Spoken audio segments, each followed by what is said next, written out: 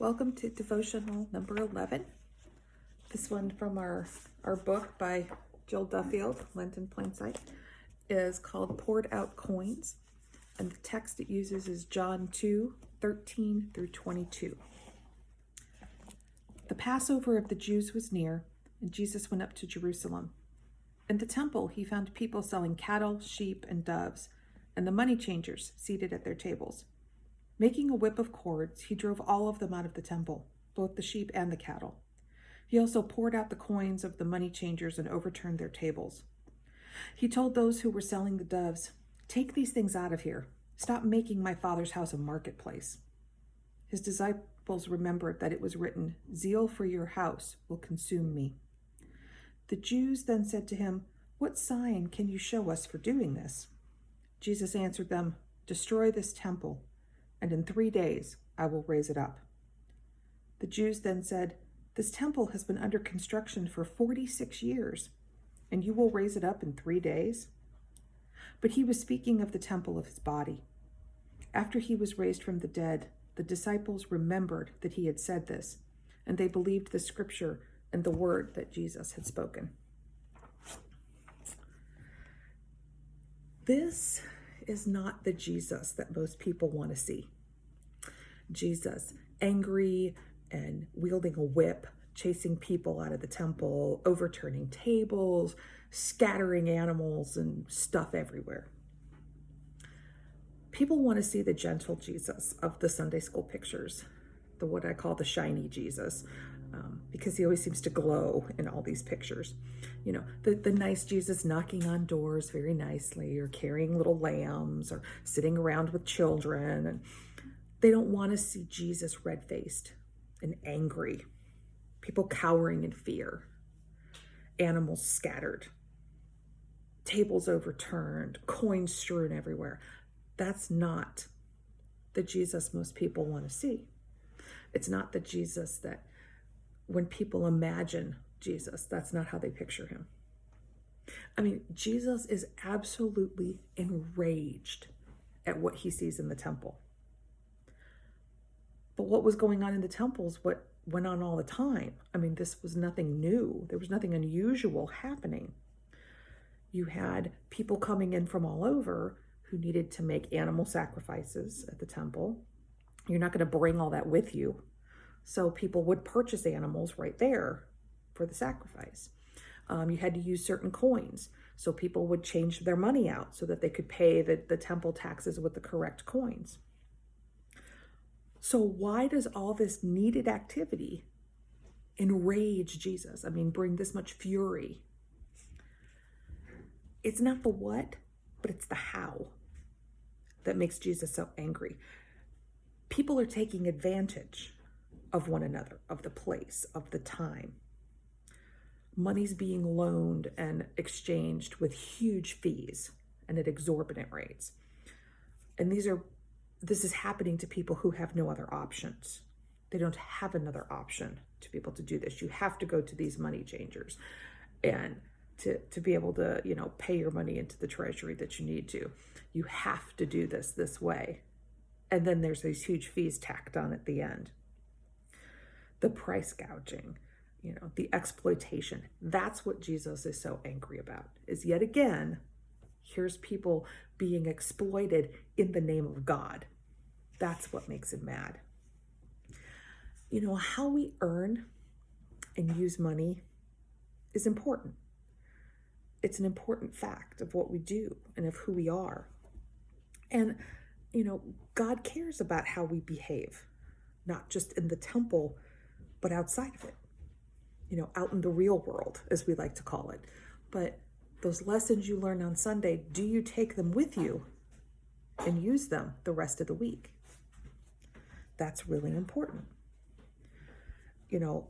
Life would be a whole lot less complicated if Jesus allowed me to, compartmentalize my economic choices from my spiritual practices. But if you think about it, how you spend your money is really important. You can tell a lot about a person by just looking at their checkbook, looking at what they do and don't do. looking at what they spend and don't spend and how they spend it. That's really important. So we need to remember that how we use money, how we spend our resources is important. It shows our true character. It shows what's really important to us. You can tell what's important to a person simply by looking at their bank statement. What's important to you? What do you spend money on? It's really an interesting situation we're in now because there's not a lot of places you can go spend your money. So many places are closed. So many businesses are not operating. The few places you can go, the grocery stores, the drugstores, Target, Walmart, that's about it. There's not much else open. You could get takeaway from a restaurant. And I know a lot of people are trying to make a push if they're going to do carry out food. They're trying to do it from a local business instead of some big conglomerate, which I think is a great idea. So, you're supporting your neighbors when you do that. You're supporting someone who lives in your community. I think that's a great way to spend your funds. And I know a lot of us right now are trying to reconfigure how we do everything. But how we spend money is really important. It was important enough to make Jesus not be shiny, happy Jesus anymore, but to get angry and to just completely obliterate all these vendors and all these people in the courtyard of the temple. We have to reckon with our own relationship with money. We all do. We all waste money. We all spend it on things we shouldn't. We all give it to places we probably shouldn't. There's certain companies that I don't really like their business practices. I don't like the way they operate. I think they're rotten to their staff. I think they, gouge people for cost. I think there's other companies that do things that I think really exploit people or exploit the planet. And so what I try to do is not give them any of my money. There's some companies I don't care for. And so I just don't go shop there.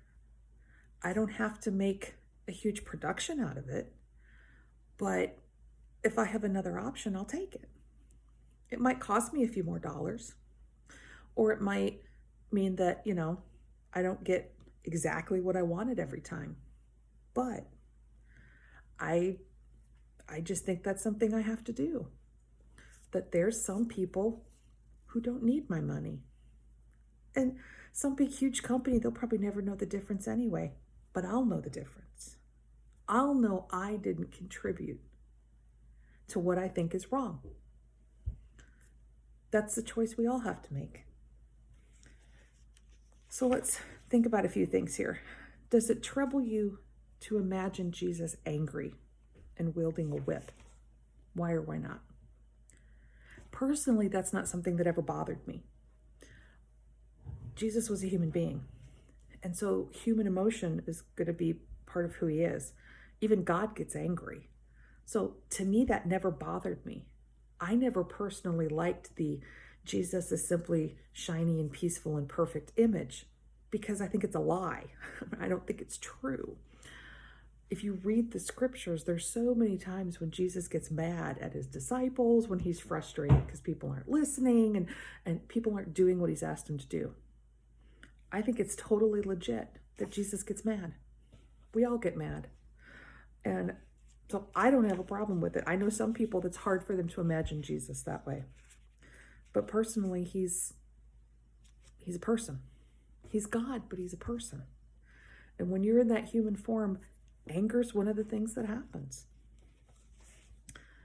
What practices elicit Jesus' wrath? What economic practices should make us angry? What are we called to overturn?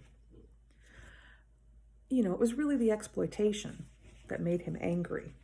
But what economic practices should make us angry? What are we called to overturn? I think that's important to think about. Look at your bank statement. How does it reflect your Christian beliefs? I think that's something we all need to reckon with again and again and again. That bank statement comes every month. How did we do this month? So I think that's an important thing to think about. How we spend our money, how we deal with our money. It's something that's important because it shows what's really important to us. So there you have it. There's this devotional, and I hope you're enjoying these. And there's plenty more to come, and I'll see you soon. Bye-bye.